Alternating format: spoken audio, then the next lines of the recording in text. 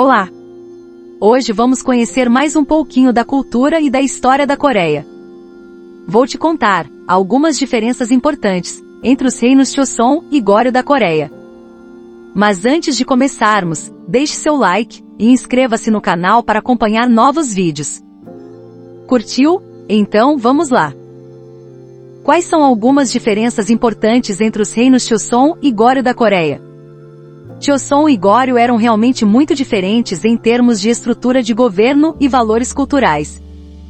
Mas, ao mesmo tempo, Choson não reconstruiu a Coreia do zero, mas construiu a partir do que restava de Goryeo. Afinal, Lee Song-gi inicialmente não planejava iniciar uma nova dinastia, mas simplesmente substituir a família real Ug pela sua. Governo. Provavelmente, a diferença mais marcante entre os dois foi que Goryeo se estruturou e se referiu a si mesmo como um império em vez de um reino. Usava um sistema quase idêntico ao da dinastia Tang em termos de gabinetes, ministérios e militares. E tinha várias capitais. O governante até atendia pelo título de imperador e detinha autoridade absoluta. Embora ele tecnicamente tivesse uma corte real, os ministros não detinham nenhum poder real para controlar os imperadores. Goryeo também não era um império apenas no nome, pois recebia tributos de várias tribos da Manchúria, e pelo menos de acordo com registros históricos, era aceito como igual pelas dinastias chinesas contemporâneas. Claro que isso mudou após a subjugação pelos mongóis, mas ainda assim, esse foi o sistema em vigor por mais de 300 anos, antes dos 80 anos que passou como estado vassalo. Choson, por outro lado, era muito diferente, pois foi um reino do começo ao fim, e se estabeleceu como um afluente da dinastia Ming para criar fortes laços econômicos com a China e ajudar a legitimar ambas as dinastias, ambas estabelecidas em torno do mesmo tempo. Apesar de ser um afluente, no entanto, Choson ainda era um estado soberano, com nem Ming nem Qing, exercendo qualquer controle ou influência real sobre seus assuntos domésticos. Além disso, embora Choson também fosse tecnicamente uma monarquia absoluta, a corte real era consideravelmente mais poderosa que a de Goryeo. Pois muitas vezes eram capazes de bloquear os éditos do rei se não os aprovassem, e conseguiram destronar o rei em 3 ocasiões distintas, para ser substituído por outro membro da família real. Ideologia e religião. Goryeo era significativamente mais tolerante com as religiões do que Choson. Semelhante ao seu antecessor, a dinastia Xinla, o budismo teve um apoio significativo, e foi proclamado como a religião do Estado. O número de templos disparou, e durante a dinastia, a Tripitaka coreana, a versão mais abrangente e precisa das escrituras budistas existente, foi criada, não uma, mas 2 vezes. Os monges budistas, no entanto, tornaram-se uma classe privilegiada, pois conseguiram ganhar influência significativa sobre o imperador e sua corte, e seus templos foram isentos de impostos sobre a terra. Outras religiões também foram permitidas e receberam privilégios semelhantes, incluindo o islamismo e o taoísmo. Até mesmo o xamanismo indígena da Coreia foi capaz de florescer durante esse período. Choson, no entanto, foi na direção oposta. A influência budista provou ser uma força corruptora no final da dinastia Goryeo, azedando a opinião de muitos estudiosos educados. Em vez disso, a ideologia secular do neoconfucionismo foi adotada como ideologia do Estado, com quase todas as outras religiões sendo totalmente suprimidas. Os templos budistas foram autorizados a operar, mas a maioria foi obrigada a fazê-lo fora das cidades. O Islã desapareceu na obscuridade e os taoístas, juntamente com os xamãs, foram forçados a operar no submundo. Muitos templos foram até convertidos em universidades para produzir estudiosos para o serviço do governo. Sociedade. Goryeo era em muitos aspectos mais parecido com seus predecessores, Xinla e Baekje, do que com Choson. Essa dinastia foi uma época de ouro para a atividade mercantil, pois negociava com dinastias chinesas contemporâneas, Japão, várias tribos da Manchúria e até mesmo califados islâmicos no Oriente Médio. Provavelmente devido a isso, Goryeo foi a primeira dinastia coreana a cunhar sua própria moeda, em vez de utilizar a chinesa. A arte também floresceu nessa época, principalmente na pintura e na cerâmica. O celadão Goryeo era na época o tipo de cerâmica mais procurado na Ásia, e ainda é considerado um dos mais bem produzidos.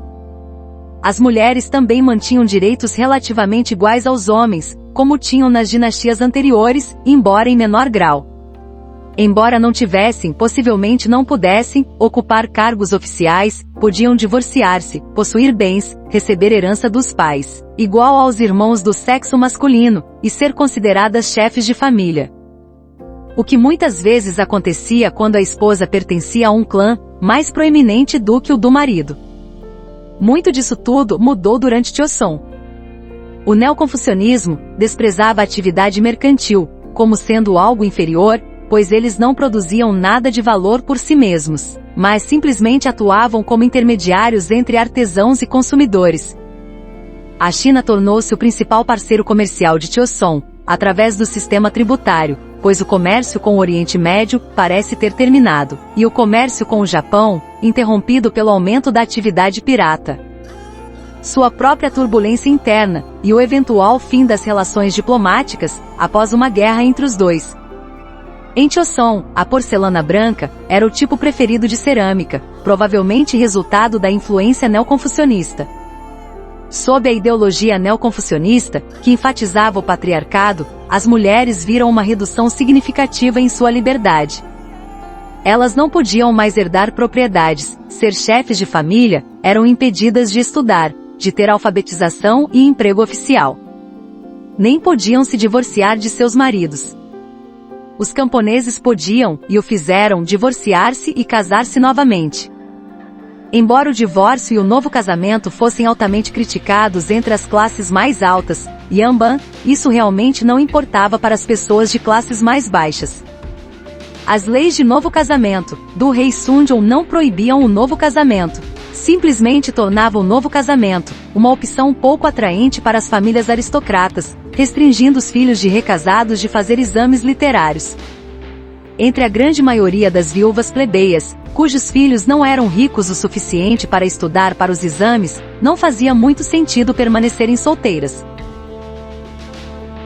Era quase impossível para uma mulher solteira se sustentar na era Joseon.